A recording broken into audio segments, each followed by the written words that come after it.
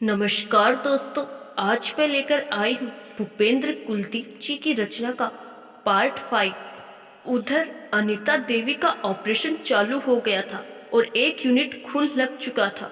तभी नर्स बाहर आई। Madam, 1 unit खून की और आवश्यकता है। देखिए, अगर मेरी सारी रिपोर्ट नॉर्मल हो तो मैं दे दूंगी खून। वो नर्स रिपोर्ट देखने के बाद रमा को बुलाने आई। ठीक है मैडम, डॉक्टर साहब आपको अंदर बुला रहे हैं। रमा अंदर गई। उसने देखा अनीता देवी के सिर पर पट्टी बंधी थी। उन्हें तिरछा लिटाया गया था और उनके कंधे का ऑपरेशन चल रहा था। क्या नाम है आपका? डॉक्टर साहब ने पूछा। जी रमा। आप इनकी बेटी है? जी नहीं। तो रिश्तेदार है? जी नहीं। तो फिर कौन है? जी कोई नहीं, बस एक पहचान है इनसे, रमा बोली। तब तो ये बहुत बड़ी बात है रमा जी की आप इनकी जान बचा रही हैं। नहीं सर, इंसानी फर्ज भी तो महत्वपूर्ण है। हाँ, आपने ठीक कहा। वहाँ उस बेड पर लेट जाइए।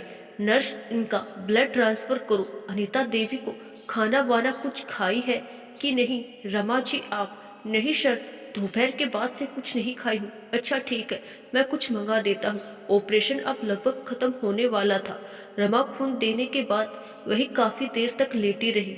फिर थोड़ा बहुत कुछ खा पीकर वो बेंच पर ही लेट गई। वो सोचने लगी, ये कैसी परिस्थिति है ईश्वर, जो मुझे अपने जीवन से निकालने का प्रयत्न कर रही है।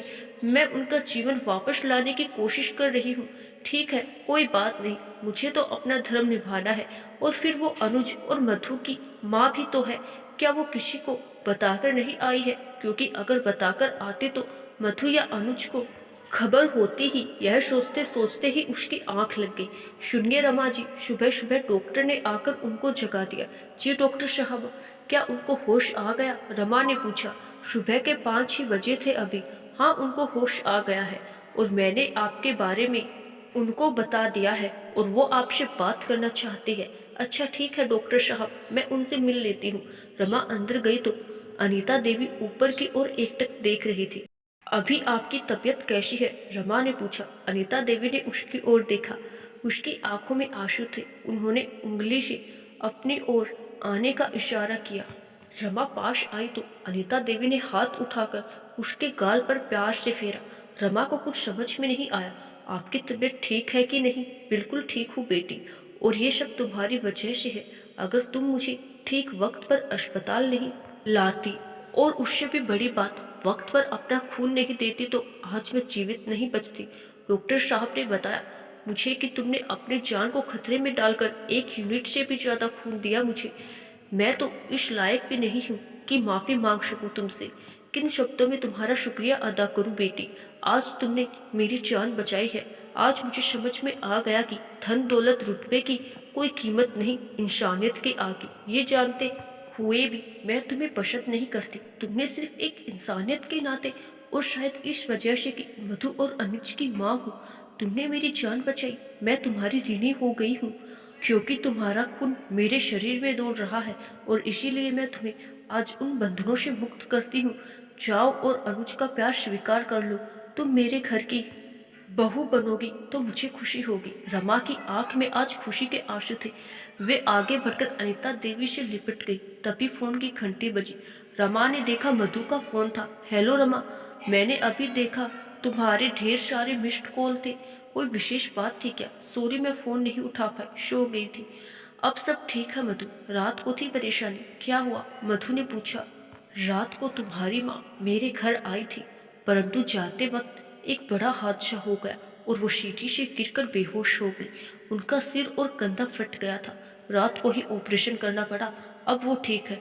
ओह गॉड, मधु रोने लगी। शांत हो जाओ मधु, मैं बोल रही हूँ ना, अब वो ठीक है। थैंक यू रमा, मैं तुम्हारा एहसान कभी नहीं भूलूंगी। तुम लोग आ जाओ जल्दी, मुझे भी चेंज करने घर जाना होगा। अनुज ने तो फोन ही नहीं उठाया, उसको भी बता दो और आ जाओ। रमा बोली। हाँ, वो शायद मुझसे नाराज है, इसीलिए फोन नहीं किया होगा। पर कोई इमरजेंसी भी हो सकती है, कम से कम ये सोचकर तो फोन उठाना चाहिए। चलो ना, मैं उसको लेकर आती हूँ। तुम तो उनको अच्छे से जानती हो। चलो ठीक है, जल्दी आ जाओ, कहकर रमा ने फोन काट दिया और बाहर जाकर बेंच पर बैठ गई। थोड़ी देर में हॉस्पिटल के मेन गेट से मधु और तनुज तेजी से आते दिखे। उनको देखकर रमा खड़ी हो गई। मधु पास आकर एकदम से रमा से लिपट गई और रोने लगी। अरे मधु, ऐसा मत करो, तुम तो बहादुर लड़की हो। जाओ पहले अपनी माँ से मिल लो। जाओ जाओ, रमा बोली। लेकिन अनुज रमा को इग्नोर करते हुए सीधे रूम के अंदर चला गया। हालांकि उसने जब रमा को एक झलक देखा था तो उनकी आंखें चार हुई थी। मधु के अंदर जाने के बाद रमा फिर से वही बेंच पर बैठ गई। आज तो वो अपने सारे वचनों से मुक्त हो गई थी और अनुज से बात करने की उसकी तीव्र इच्छा हो रही थी। वो उससे लिपट जाना चाहती थी और इसीलिए बार बार वो रूम की तरफ देख रही थी कि कब वो बाहर निकले। मधु तो अंदर पहुंचते ही अपनी माँ से लिपट गई। वो रो रही थी। चुप हो जाओ मधु, अब तो मैं ठीक हूँ। आप यहाँ आई कैसे, वो भी बिना किसी को बताए? अनुज नाराज होते हुए पूछा। मेरी मधु से बात हुई थी अनुज, कल दोपहर में, जब तुम गुस्से में सामान पटक रहे थे। तुम्हारी ये हालत मुझसे देखी नहीं जा रही थी और जब मैंने मधु से कारण पूछा तो उसके मुंह से रमा का नाम निकला। मुझे नहीं मालूम तुम्हारा और उसका क्या संबंध है, पर यदि मेरा बच्चा किसी लड़की की वजह से परेशान है तो मेरा दायित्व है इस मामले को ठीक करना। इसीलिए बिना बताए आ गई थी। अनीता देवी अब भी सत्य को बताने से डर रही थी कि वो रमा को पहले से जानती है और उसी ने उसे अनुज के जीवन से निकाला था। अनुज, तुम अपने और रमा के बीच के प्रॉब्लम्स को सुलझा क्यों नहीं लेते? वो बाहर ही बैठी है। जाओ और उसको पहले धन्यवाद दो क्योंकि उसने तुम्हारी माँ की जान बचाई है, और फिर जो प्रॉब्लम्स है उसकी चर्चा करके सॉल्व कर लो। आप शायद ठीक कहती है, धन्यवाद तो करना ही है, परंतु मुझे जो प्रॉब्लम है आज सॉल्व कर ही लूंगा। अनुज के दिमाग में अब भी गुस्सा हावी था। वो शेखर और रमा की बातचीत भूल नहीं पा रहा था, पर बातचीत को आज क्लियर करना है करके वो बाहर गया। रमा बाहर बेंच पर बैठी ही थी। अचानक उसके बाहर आने से रमा ने सिर उठाकर देखा। Oh hello Anuj, how are you? मैं ठीक हूँ, बस तुम्हारा धन्यवाद करना चाहता हूँ कि तुमने मेरी माँ की जान बचाई। ओह, धन्यवाद की कोई बात नहीं अनुज, वो तो मेरा फर्ज था। आखिर वो मेरी होने वाली सासू माँ जो है। रमा खुश होते हुए बोली। क्या कहा तुमने? अनुज ने आंख गहरी करते हुए कहा। तुमने ठीक सुना, मैंने उन्हें सासू माँ कहा। विकास, आई लव यू, क्योंकि मैं तुमसे प्यार करती हूँ। यह कहकर वो आगे बढ़ी और अनुज से लिपट गई। ये उसके लिए वर्षों की परीक्षा थी, परंतु अनुज के भाव में कोई परिवर्तन नहीं हुआ। एक पल के लिए तो वो चुप था, फिर अचानक उसने रमा को झटका कर अलग कर दिया। रमा एकदम हस्तप्रभ थी। क्या हुआ अनुज? रमा ने पूछा। यू चीट, धोखेबाज, दिखावा करना बंद करो। तुम ये सब दिखावा कर कैसे लेती हो? 2 साल तक तो बोलती रही कि मुझसे प्यार नहीं करती, फिर अचानक आज कैसे प्यार हो गया? रमा आश्चर्यचकित थी। उसने इस प्रतिक्रिया की कल्पना भी नहीं की थी। मैं मजबूर थी अनुज, इसीलिए तुमसे अलग रही, पर मन ही मन तुमसे बहुत प्यार करती रही। रमा, दूसरे से इजहार नहीं किया? तुम क्या बकवास कर रहे हो अनुज? मैं बकवास कर रहा हूँ? ज्यादा भोली बनने की कोशिश मत करो रमा। मुझे सब मालूम है जो कॉन्फ्रेंस रूम में हुआ। कॉन्फ्रेंस रूम में क्या हुआ? क्यों, तुम्हारी और शेखर के बीच बातचीत नहीं हुई? ओह, तो तुम उनको सुनकर बोल रहे हो? हाँ जी, मैं उसी के विषय में बोल रहा हूँ। क्यों, तुमने शेखर से इजहार नहीं किया? झूठी धोखेबाज, एक साथ 2 लोगों के जीवन के साथ खेल रही हो। अनुज चिल्ला रहा था। वो सब कुछ ड्रामा था, वो सब कुछ झूठ मूठ का था। तुम समझ क्यों नहीं रहे हो अनुज? अच्छा, वो सब झूठ था तो तुमने शेखर के शादी के प्रस्ताव को स्वीकार कैसे किया? मैंने स्वीकार नहीं किया अनुज, वो तो बस मेरे साथ प्रैक्टिस कर रहा था। किस बात की प्रैक्टिस रमा? तुमसे शादी की प्रैक्टिस? अनुज, रमा जोर से चिल्लाई। वो एकदम तमतमा गई। छी, तुम तो किसी के भी प्यार के लायक नहीं हो, ना मेरी ना अपनी माँ की। रमा, अनुज चिल्लाते हुए रमा को मारने के लिए अपना हाथ उठा लिया। रमा एकदम डर गई। अनुज को अगले पल ही लगा कि उसने बहुत बड़ी भूल कर दी। जिस लड़की को वो जान से ज्यादा चाहता है उसके ऊपर उसने हाथ कैसे उठा दिया? वो अपना हाथ दीवार पर पटकने लगा। रमा चुपचाप बेंच पर बैठ गई। उसकी आंखों से आंसू बह रहे थे। उसने क्या सोचा था और क्या हो गया? अनुज थोड़ा शांत हुआ। वो वही बगल में बैठ गया। देखो रमा, मैंने हमेशा तुमसे सच्ची मोहब्बत की है। तुम्हारे सिवा मैंने कभी भी किसी की कल्पना नहीं की, जबकि मैं चाहता तो किसी से भी शादी कर सकता था। मैंने 2 साल तुम्हारे बिना कैसे जिया है ये सिर्फ मैं जानता हूँ। सिर्फ तुम्हारे लिए मैंने अपने बिजनेस को, परिवार को, धन दौलत को, सब चीज को खतरे में डाल दिया ताकि तुम्हारा प्यार पा सकूं। मेरे इस पागलपन की वजह से मेरा परिवार तकलीफ सहता रहा और तुमने क्या किया? तुमने मुझे हमेशा धोखा दिया, तब भी और आज भी। आई एम सॉरी कि मेरा तुम पर हाथ उठ गया। रमा अब भी चुप थी। परंतु तुमको मेरे साथ ऐसा नहीं करना चाहिए था रमा। तुमने मुझे बार बार धोखा दिया। अब मैं अपने परिवार को और तकलीफ नहीं दे सकता। अब मैं उनके हिसाब से जीऊँगा और सब उनके लिए करूँगा। तुमसे मेरा कोई रिश्ता नहीं। तुम तो मेरे प्यार के क्या, नफरत के भी काबिल नहीं हो। तुमने मेरी माँ का नाम घसीटा ना। अब देखना, मैं उन्हीं के हिसाब से जीऊँगा और तुमको दिखा दूंगा कि तुम्हारे बिना भी मैं खुशहाल और अच्छी ज़िंदगी जी सकता हूँ। अब मुझे तुम्हारी कोई ज़रूरत नहीं है रमा। और हाँ, मेरी माँ को बचाने में तुम्हारा जितना भी खर्च हुआ हो, प्लीज़ मेरे से ले लेना। यह कहकर वो उठा, गेट खोला और पटक कर गेट बंद करके अंदर चला गया। रमा वहां बैठकर रोने लगी। उसने अब अंदर जाना उचित नहीं समझा। वो चुपचाप उठी, अस्पताल से बाहर निकली और ऑटो पकड़कर घर की ओर निकल गई। वो घर पहुंचकर शॉवर के नीचे आंख बंद करके खड़ी हो गई और विचारों के मंथन में खो गई। ये सब क्या हो गया? जब मैं इनकार करती रही तो अनुज मेरे पीछे पागल था, और अब जब मैं तैयार हो गई तो अचानक ये परिस्थितियाँ कैसे बदल गई? मुझसे ऐसी क्या गलती हो गई? मेरी और शेखर की बातों का अनुज ने ये क्या मतलब निकाल डाला? उसके यह दिल का मैल मुझे हटाना पड़ेगा, पर मुझे तो ये भी नहीं मालूम वो कब मानेगा। अभी शेखर भी यहाँ नहीं है कि मुझे सही साबित करने की मदद कर सके। क्या करूँ मैं जिससे अनुज मान जाए? वो मेरी बात पर तो यकीन करेगा नहीं, और उसकी माँ जब तक वो खुद अपनी मर्जी से अनुज को नहीं बताती तब तक वो मेरे बोलने का भी फायदा नहीं। मैं बोलूँगी अगर कि तुम्हारी माँ ने मुझे मना किया था तो वो और बुरा मान जाएगा, मैं और झूठी बन जाऊंगी। पर मुझे तो उसे हासिल करना है। वर्षों बाद तो मैं मुक्त हुई हूँ, अब अपने प्यार को कैसे खो दूँ? हे ईश्वर, आप ही कोई रास्ता निकालो कि किसी तरह मेरा अनुज मुझे मिल जाए। यह सोचते हुए वो अपनी आंख खोली और देखा कि अब तक वो बाथरूम में है। उसने शावर बंद किया और बाहर आ गई। अब वो थोड़ी चिंतित हो गई थी कि किस तरह अनुज को मनाएगी। वो तैयार हुई और कॉलेज के लिए निकल गई। आज तो कॉलेज में उसके आने की संभावना ही नहीं, क्योंकि उसकी माँ हॉस्पिटल में एडमिट थी। पर उसके बाद भी 2 दिन तक अनुज जब कॉलेज में नहीं आया तो उसे चिंता होने लगी। उसने मधु को फोन लगाया। हेलो मधु, कहाँ हो और आंटी कैसी है? माँ ठीक है रमा, और हम लोग अपने शहर आ गए हैं।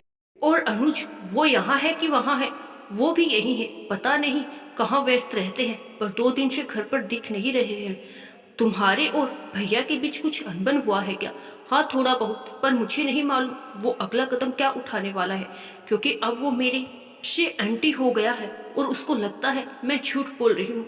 अरे अचानक इतना कुछ घट गया और तुमने कुछ बताया नहीं? हाँ मधु, क्योंकि मुझे मालूम था कि तुम माँ की सेवा में लगी होगी, इसीलिए तुम्हें बताना उचित नहीं समझा। मैं सॉल्व कर लूंगी अपने प्रॉब्लम्स, तुम चिंता मत करो, बस माँ का ध्यान रखो। यह कहकर उसने फोन रख दिया। इधर मधु को फोन रखते ही अनुज आता दिखाई दिया। उसके साथ वही लड़की दिखाई दी जिसे उसकी माँ पहले चाहती थी कि शादी इसी से हो। हेलो मधु, अनुज मुस्कुराते हुए बोला। हेलो भैया, माँ कैसी है? अभी ठीक है भैया। ये आभा है ना? हाँ मधु, हम साथ पढ़ते थे और अब मैंने डिसाइड किया है कि मैं आभा से शादी करूंगा। ये सुनकर मधु एकदम शॉक्ड हो गई। क्या क्या कहा आपने? तुमने ठीक सुना, मैंने आभा से शादी करने का फैसला ले लिया है और सगाई मैं अपने कॉलेज में सबके सामने करना चाहता हूँ। तुमने रमा से बात की? उसकी मैं आवश्यकता नहीं समझता। और माँ से बात की? अभी कर लेता हूँ। रमा तुम यहीं बैठो, मैं माँ से बात करके आता हूँ, कहकर वो अंदर चला गया। माँ, अब आपकी तबीयत कैसी है? तुमने मुझे माँ कहा अनुज? हाँ माँ। अनिता देवी की आंखें गीली हो गई। इधर आओ। उन्होंने अनुज को पास बुलाया और जब वो पास आया अनिता देवी ने उसके गाल पर हाथ फेरा। माँ, अब मैं आपकी हर बात मानूंगा और आपकी पसंद की लड़की से शादी करूंगा। पर तुम तो रमा को चाहते थे ना? हाँ माँ, पर अब नहीं। अब मुझे उससे कोई मतलब नहीं। अब मैं अपना जीवन खुशी से जीऊंगा और अपना टाइम किसी और के पीछे बर्बाद नहीं करूंगा। अब तुमने तय कर ही लिया है तो मैं कुछ नहीं बोलूंगी। जाओ, खुश रहो। अनिता देवी ने कहा। ठीक है माँ, कॉलेज जाकर औपचारिकता के लिए सगाई करूंगा। बाद में आपके ठीक हो जाने के बाद बड़ी पार्टी कर लेंगे। ठीक है बेटा। ठीक है माँ, मैं जाता हूँ, आप आराम करिए, कहकर अनुज वहां से निकल गया। अगले दिन अनुज आभा को लेकर कॉलेज चला आया, अपने चेम्बर में लेकर बैठ गया। फिर कॉल बेल बजा। जी सर, चपरासी ने पूछा। सभी को कहो कि कॉन्फ्रेंस रूम में एकत्रित। हाँ, और ये लड्डू भी वही ले जाकर रख दो। जी सर कहकर चपरासी सबको बुलाने चला गया। तुम बैठो आभा, हम अभी चलते हैं। अच्छा अनुज मुझे ये बताओ, तुमने यहाँ क्यों शिकायत करने की बात सोची, वो भी औपचारिक, बस ऐसे ही? आखिर ये भी तो हमारा परिवार है ना, इसीलिए सोचा अपनी खुशी में इनको भी इन्वॉल्व कर लूँ। अच्छा ये तो अच्छी बात है, चलो फिर चलते हैं। तभी चपरासी अंदर आकर बोला, सर मैंने सबको बोल दिया है, 5 मिनट में सब इकट्ठे हो जाएंगे। रमा अपने विभाग में चुपचाप बैठी थी, तभी माला दौड़ते दौड़ते अंदर आई। अरे माला तुम दौड़ क्यों रही हो, आराम से भी आ सकती थी। हाँ आ सकती थी, पर बात ही कुछ ऐसी थी कि रहा नहीं गया और दौड़ पड़ी। अच्छा बात क्या है बता, पहले तू बता, तुमने मुझसे झूठ क्यों बोला? मैंने क्या झूठ बोला कि अनुज सर की शादी हो गई है? ओह अच्छा, उसके लिए सॉरी। तो उसमें क्या है, अब बता देती हूँ कि उसकी शादी नहीं हुई है। तो क्या, तो ये कि आज उनके साथ एक लड़की भी आई है जिसके साथ सर सगाई कर रहे हैं। क्या, ये सुनकर रमा शन रह गई। क्या बोले तुम माला, फिर से बोलो। आज अनुज सर किसी लड़की के साथ सगाई कर रहे हैं और उसके लिए हम सबको कॉन्फ्रेंस रूम में बुला रहे हैं। ये कौन नई कैरेक्टर आ गई हम दोनों के बीच में? रमा मन में सोचने लगी, चलकर देखना चाहिए। अच्छा चलो। तभी चपरासी दिखा, मैडम आप लोगों को भी कॉन्फ्रेंस रूम में बुला रहे हैं, सब लोग आ गए हैं वहाँ। ठीक है हम आते हैं, तुम चलो। चपरासी चला गया। जब ये लोग वहाँ पहुंचे तो कॉन्फ्रेंस रूम पूरे स्टाफ से भर गया था। रमा देखना चाह रही थी कि आखिर कौन है जो मुझसे मेरे अनुज को छीनना चाहती है। मैं भी तो देखूं। अनुज तो रमा के आने का ही वेट कर रहा था। जब रमा हॉल के अंदर गई तो भीड़ के बीच से ही उस लड़की को देखा। उसके आश्चर्य का ठिकाना नहीं रहा। ओह ये तो आभा है, मेरी क्लासमेट। अनुज ने रमा को देख लिया था और नहीं चाहता था कि आभा उसे देखे। आभा मेरी ओर देखो, अनुज बोला। हाँ अनुज बताओ, आभा बोली। देखिए सभी लोग शांत हो जाइए, मैं आप सबको कुछ बताना चाहता हूँ। सब लोग शांत हो गए। ये आभा है मेरी मंगेतर और आज मैं आप सबके सामने इनके साथ सगाई करके अपनी खुशी बांटना चाहता हूँ। यह कहकर अनुज सबके सामने घुटने पर आ गया और रिंग निकालकर आभा को पूछा, क्या तुम मुझसे शादी करोगी? बिल्कुल अनुज, आभा चहकते हुए बोली। सब लोगों ने जोरदार ताली बजाई। मैं आप सबके लिए लड्डू लाया हूँ, खाइए और एंजॉय करिए। सभी ने फिर से ताली बजाई और लड्डू लेकर बाहर जाने लगे। अरे वो रमा है क्या? आभा ने उसे जाते हुए देख लिया था। तुमने अनुज को शादी के लिए मना किया, इसीलिए तो वो मुझे मिला। माला ये सब सुनकर हैरान हो गई थी। अच्छा वैसे, पर तुझे क्या इस बात से कोई परेशानी नहीं है कि वो मुझसे प्यार करता था? नहीं, क्योंकि उसका कहना है कि अब वो जीवन में आगे बढ़ चुका है और मैं भी इस बात से सहमत हूँ। पर तुझे अजीब नहीं लगा कि यही लड़की अनुज पहले तुमसे शादी के लिए तैयार नहीं था और अब अचानक कैसे तैयार हो गया? देख मेरे घर वालों तो लड़का खोज ही रहे थे, फिर 3 दिन पहले अनुज ने आकर अपनी माँ की बात को फिर से रखा तो मेरे घर वाले तैयार हो गए। पर तू तो उससे प्यार नहीं करती। रमा पूछी। तो क्या हुआ, हो जाएगा प्यार शादी के बाद, उसमें क्या है। इम्पोर्टेंट तो ये है कि ऐसा स्मार्ट हैंडसम और पैसे वाला लड़का मुझे कहाँ मिलेगा, तू ही बता। आभा बोले। तू पागल हो गई है आभा, जब तुम दोनों एक दूसरे से प्यार ही नहीं करते तो शादी क्यों कर रहे हो? प्यार तो शादी के बाद भी हो जाएगा मैडम, अनुज अचानक पीछे से आते हुए बोला। क्यों, ठीक कहा ना आभा, हम अच्छे दोस्त हैं और दोस्ती को प्यार में बदलने में कितना टाइम लगेगा। रमा चुप हो गई। लड्डू नहीं खाओगी रमा मैडम, हमारी सगाई के प्लीज लो ना, कहकर रमा के मुंह में उसने जबरदस्ती लड्डू डाल दिया। चलो आभा मेरे चैम्बर में चलते हैं, कहकर उसने आभा के कंधे में हाथ रखा और पलटकर चलने लगा। जब वो थोड़ी दूर चले गई तो रमा ने अनुज को आवाज दी। 1 मिनट सर, आपसे कॉलेज के विषय में थोड़ी बात करनी है, कहकर वो 2-3 कदम थोड़ी आगे बढ़ गई। हाँ जी मैडम बोलिए। अनुज अब नजदीक हो गया था। ये तुम क्या कह रहे हो, मुझसे बदला ले रहे हो? और ये सब यहाँ करने की क्या जरूरत थी, मुझे दिखाने के लिए कि तुम खुश रह सकते हो? तुम 3 जिंदगी बर्बाद कर रहे हो अनुज, मेरी, तुम्हारी और आभा की। मुझे मालूम है कि तुम उससे प्यार नहीं करते तो शादी क्यों कर रहे हो। मैं तो तुमसे शादी करने के लिए तैयार हूँ, मुझसे करो ना शादी। नहीं, तुम धोखेबाज हो, मुझे तुम्हारी एक भी बात पर भरोसा नहीं और मैं तो तुम्हारे सामने ही शादी करूँगा। तुम देखती रहना, जैसे तुमने मुझे तड़पाया है ना वैसे ही तुम भी तड़पना। और तुमको क्या तड़पाना, तुम्हें तो किसी भी वक्त किसी से भी प्यार हो जाता है, अनुज बोला। फिर से वही बात, मैं तुमको कैसे समझाऊं कि मैं शेखर से प्यार नहीं करती, रमा गुस्से में फुसफुसाई। पर वो तो तुमसे प्यार करता है ना, और तुमने स्वीकार भी कर लिया, हाँ कि नहीं? अनुज बोला। अरे यार मैं तुमको समझा समझा कर थक गई कि वो सब एक नाटक था, फिर भी तुम समझ नहीं रहे हो। रमा सिर हिलाते बोली। पर ये नाटक नहीं है रमा, मैं सचमुच आभा से शादी करूंगा, तुम देखते रहना। अरे तुम शेखर को पूछ लो। शेखर को क्यों नहीं पूछते हो तुम? ठीक है, वो आ जाए फिर तुम्हारे सामने ही पूछ लूंगा, कहकर वो पलटा और आभा को लेकर चला गया। आगे की कहानी सुनने के लिए अगला पार्ट जरूर देखें। धन्यवाद।